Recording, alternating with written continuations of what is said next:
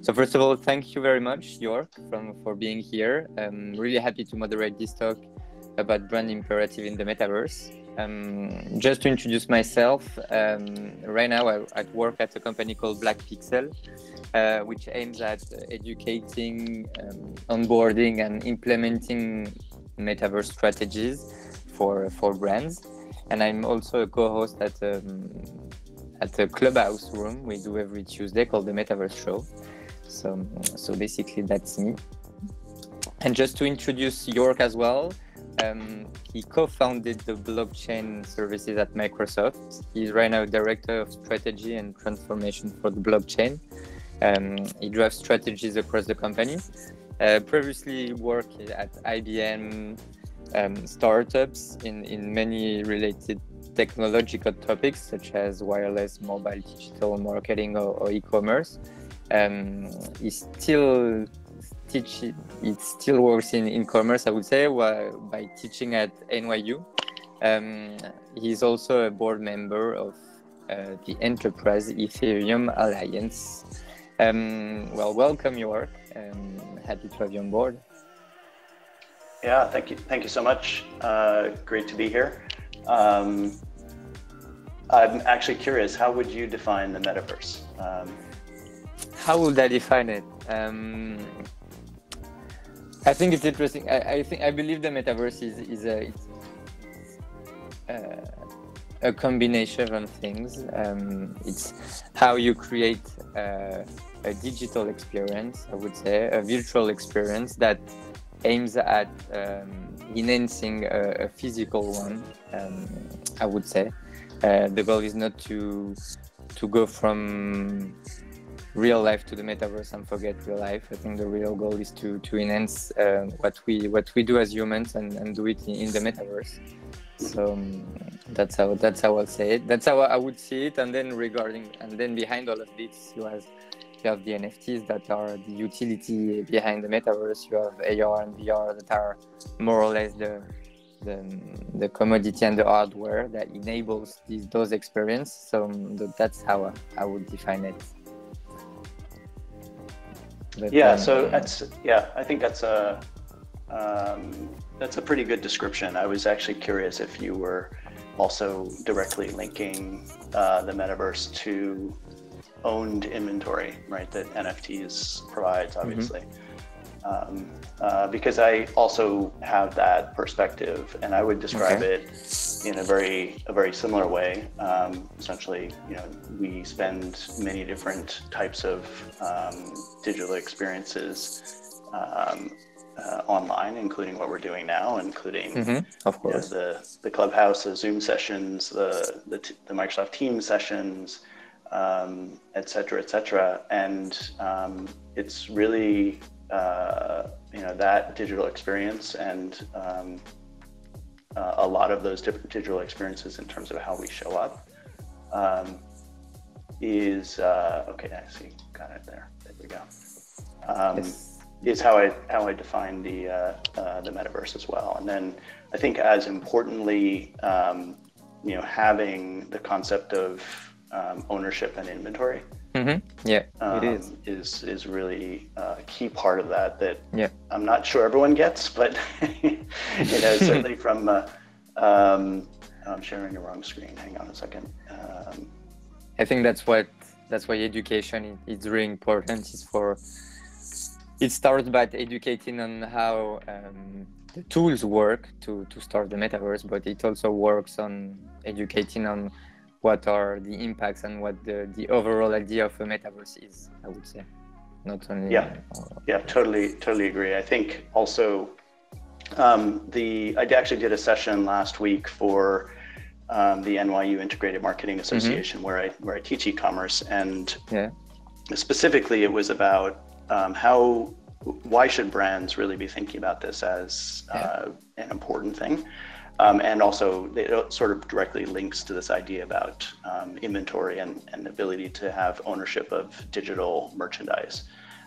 So I mean, we talked about a number of these examples that are on the screen here.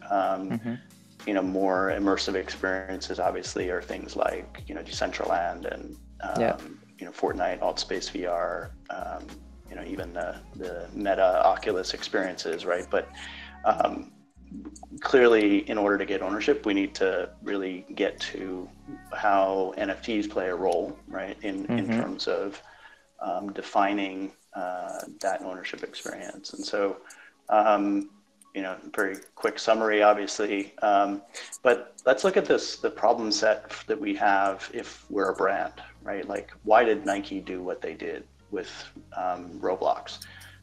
What is the problem they're trying to solve? Why should any brand, relevant, physical world brand, be so concerned about what's happening? And really the answer is, how does your brand get represented in these digital experiences? How do you think about the metaverse as an opportunity to create brand awareness, potentially sell digital merchandise? For most brands, in its most simplistic form, an NFT is essentially digital merchandise, right? And clearly for anyone in the NFT space, that is a very simplistic way to think about what the power of NFTs are, right?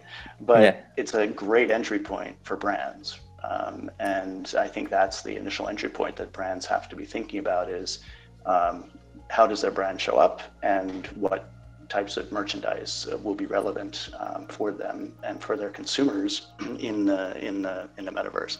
And so if you look at some of the data that's really concerning for brands is the metaverse and all these experiences, digital experiences we're talking about, have created a massive separation between the dominance that we've seen in the physical world of brand and brand representation and consumer loyalty.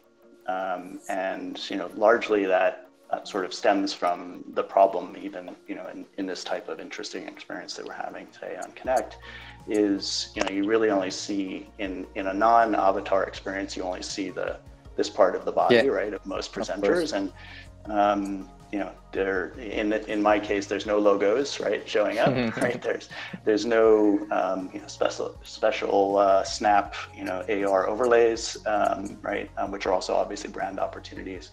And so this has created a very similar, I would say, rift between brands and consumers, or chasm between brands and consumers that mobile did when mobile started becoming prevalent. It started to remove the brand dominance, right, from the digital experiences. So same problem here. And that's pretty significant for brands. And so if you sort of look at the key things that are important, I just mentioned, representation, or even a consumer, showing off the things that they like to show off, like their Nike, t-shirt or shoes or whatever, or Adidas shoes, as well as, just the problems that the digital space as the internet was designed prior to Web3 created, which is the non-ability to have digital uniqueness, the whole copy paste of content problem, no verified ownership of content, no provenance or history associated with the ownership. And so this is why I think it's so linked together from an NFT and a Web3 perspective, and you can't really do metaverses effectively without digital ownership and digital provenance. And so that's really my key message when I talk to brands. What's also interesting, I think, is if you look at physical marketplaces and digital NFT type of marketplaces. These are not metaverses, right? These are e-commerce marketplaces. They don't really look any different, right? These are major brands from Xbox to Coach to, the Matrix NFT drop. To, Shopify, which is a e-commerce shop tooling for a massive number of e-commerce shops, now supports essentially an NFT program. So they recognize from the CEO down that there's something here. From a Microsoft perspective, we have some tooling that we've created, and I mentioned AltSpace VR, which is basically a virtual experience. Obviously, we have a very broad landscape at Microsoft that is, you could consider metaverses without the Web3 component yet, right? So you've got Xbox games, you've got what you're seeing here around Mesh, And then you have, more direct experiences in, for example, this is a Gucci implementation. In the Nike Land example, right? This is to me, this feels like a very good representation of where brands are going to go. Maybe not having lands, but certainly selling gear for avatars, right, is very relevant, right, in a metaverse experience. It is definitely, Yeah, I mean, I think this is where it's going, right? Like what you see on the bottom left chart here is the type of representation you have in the physical world. And if brands are to have the same relevance in the metaverse, they have to actually show up, right, in a similar way. So I think we'll see a lot of metaverse avatar gear that's branded.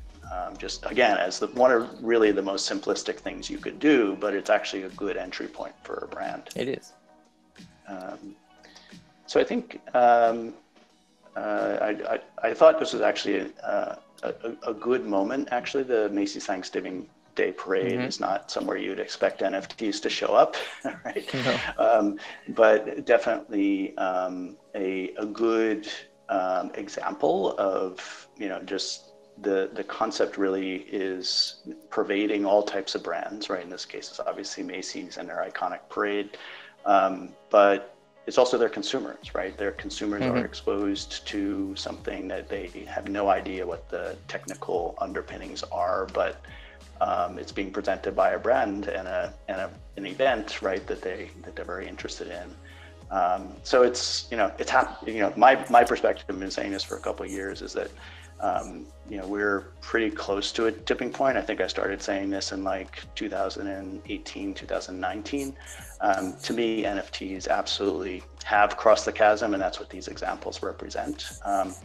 And from a brand and a metaverse perspective, to me, those are 100% linked together, because otherwise you don't get the opportunity to have brands get the awareness they want, but then also be able to sell merchandise, right, which is their primary primary motivation. So that was pretty much the data that I wanted to cover. I think that's pretty much the end of the deck. So let's really open it up for discussion. Yeah, definitely. I'll have just one question on my side regarding everything. Do you think there will be a kind of a clash between companies? For example, I take back the example of Nike going to let's say Web 2 metaverse and an Adidas going to a Web 3 metaverse with two different collaboration, or we'll have like thousands or hundreds of different metaverse, I would say, and everyone will be able to live wherever he wants and accordingly. That's a great question. I think there's huge opportunity for fragmentation in the metaverse, which, I mean, just look at Web 2 social media, right, as an example, and some of the social media companies like Facebook, right, saying, we're 100% focused on the metaverse. We're bringing our 2 billion users into our metaverse, which, in their definition, if they take their Web 2 definition of social media, it's closed, right? And so then it becomes this same problem, which, to me, starting out as like, an SMS and an email person earlier in my career, the fact that we don't have social media gateways the way, today, like, you don't have to ask the question, what SMS system are you on so I can send you a text message, right? Or what email system are you on so I can send you an email, right? That's the state of Web 2 social media. And that's the problem, right? I think we need to try to figure out how to avoid that problem. That's a standards question. Now, what's interesting, I think, is if you look at the opportunity that, the Web3 world has here, it actually answers the two key problems for a brand, right, of that standard. If you look at, by definition, what an NFT is, right, it's following an ERC 721 standard, right, which gives you universality, right, across anybody who supports that standard. And that's what we've seen in exchanges and across the broad Web3 ecosystem. So if you support, right, then you also have to support, well, who owns that NFT, right? And that drives immediately to, okay, well, that's your representation in the metaverse, right? That is your identity of your avatar, right? Or whichever account you choose to link it to. And you've actually solved, by doing that, you've actually created the openness that's necessary to have at least identity and inventory portability. And then the second problem becomes asset representation in a metaverse is a user experience tooling problem. And so, fortunately, most of the metaverses are built off of two existing companies. One is the Unreal Engine from Epic, and the other is Unity. And right, those two tools represent pretty much 100% of these AR VR experiences, right? So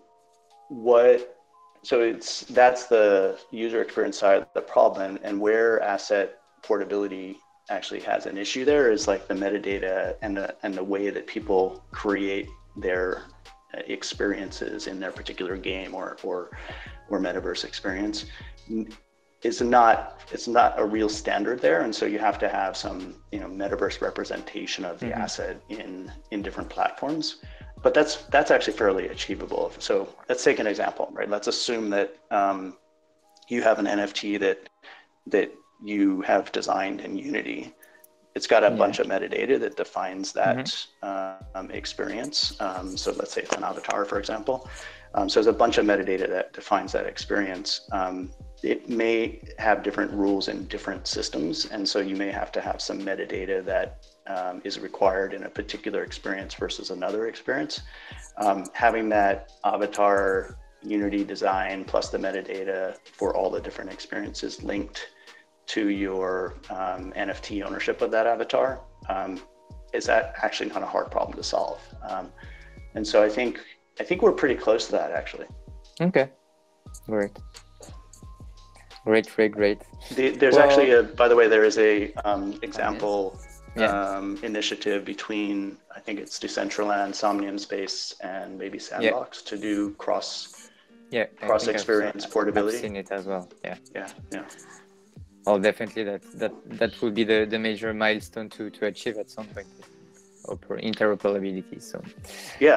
I'm hugely. I know we want to open for questions. I'm hugely positive and bullish that we're not going to wind up in the same place that we did with social media. So to me, it's I think with some very simple demonstrations, you can show why Web3 actually enablement of the metaverse is just a huge opportunity for the right type of open metaverse. Yeah. Okay, great. Thank you for your presentation. Let's open the stage. If anyone has question to ask, we still have 8 minutes more or less to ask questions. You can tap on your down right, and I'll bring you on stage. Feel free to come. No, don't be shy. Everyone will be happy to hear what you want to say. I think we have someone. Yeah. Hello, Christina. Hello. Yorke, I have a question. I would like to ask you, what are some of the most recent and most exciting use cases of these NFTs in Microsoft? And thank you for your answer. Good question. We're actually not doing anything yet that's this advanced with NFTs, but we do have NFTs as a utility token tool. Well, let me rephrase that because of the audience. We're using the NFT standard to represent two different types of assets in Microsoft currently, and two different publicly referenced, I'm not saying anything proprietary or internal here. That's why I'm using these two examples. One is an abstract asset called a royalty, in the Xbox royalties team. They basically have been working on a project for about 3 years to improve the efficiency of tracking royalties payments. They're not doing any payments. There's no token involved from that perspective, but using NFTs as a way to actually facilitate, tracking that those assets and the entitlements essentially associated with that. On the physical side, we're actually using NFTs in our cloud hardware supply chain as a way to identify unique, serialized, high-value commodities. So, for example, in a cloud hardware supply chain, or actually any devices supply chain, whether it's a laptop from Apple or Dell or anybody else, there's a set of commodities, or what we often call commodities in this industry, that include things like the Intel chips, the AMD chips, right, on the CPU side or the GPU side, hard drives, et cetera, et cetera. Those are all the high value goods that go into, the physical makeup of a device. And so we're using NFTs in our cloud hardware supply chain actually to create end-to-end traceability of those assets, so that we have very clear understanding of specific serialized goods, issues associated with them, quality issues, et cetera, across a supply chain. Perfect. Up, we have someone else who's coming in.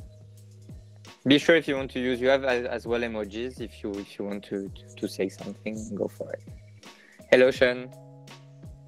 Hi, Yorke. Thank you for a very interesting presentation. I appreciate that. A bit of a question for you. The topic of cloud supply chain is very close to my heart, and I know Microsoft has been kind of breaking ways in terms of digitizing and financializing all these core inventory assets. So it seems like a natural progression to kind of get involved in all this hype with the blockchain and crypto industry, specifically with the digital assets, the NFTs, the decentralized finance. What's taking you so long, huh? When are you going to start breaking waves and making financial disruptions? Thank you.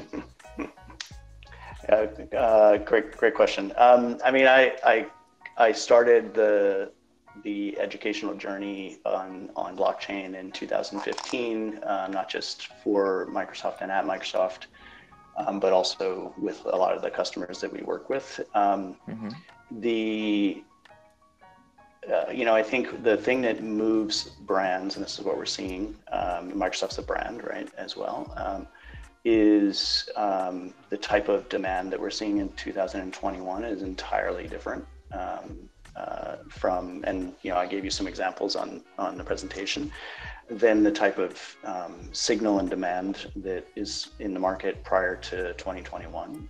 So I think that most brands this year will be waking up and doing something based on their conservative / risk posture for any particular or business, right? Microsoft's actually a highly complicated business. There are many brands at Microsoft and many revenue streams, right? It's a little, in some ways, I don't want to state something about someone else's business, but if you look at something like Nike, it's a little bit more of a sort of a simplistic business.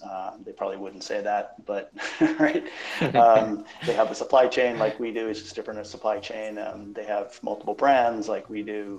They probably say the same thing. It's complicated, but I think in terms of it's a great question for Microsoft, right? Like what is Microsoft? Microsoft is a digital first company. Like literally everything that we sell, aside from physical merchandise and physical devices from Surface and Xboxes, it's a digital entitlement, right? And to IP, right? That's what a game is. That's what Office is. That's what Teams is. And so as a company, in the tech industry, and you can say the same thing about other large tech companies, we absolutely, right, should be looking across the business, right, at every opportunity to think about how to extend, embrace what's going on. And then I think if you go back to if you take a step back and say, what does Web3 represent? If things were to play out, right, it probably represents a next major change in the internet as a concept. Clearly forward-thinking companies like Microsoft and others in the tech sphere would want to be, stepping forward on that and not sitting back and waiting. So I think that's also something that is a driver. So look forward to see a bit of a healthy competition with Facebook very soon, yeah? Facebook's an interesting company. I think frankly, I think it's very unfortunate that Facebook renamed itself Meta and is like usurping people's very warm and positive reception of the term metaverse. Yeah, for sure. Well, thank you very much. It's time, sadly, only a half an hour. It was really a pleasure and an honor to be able to moderate this talk with you, Yorke. Super insightful. Let's everyone follow what Yorke is doing, what Microsoft might be doing, and let's jump on the next talk for the one that wants to come. And yeah, for being here.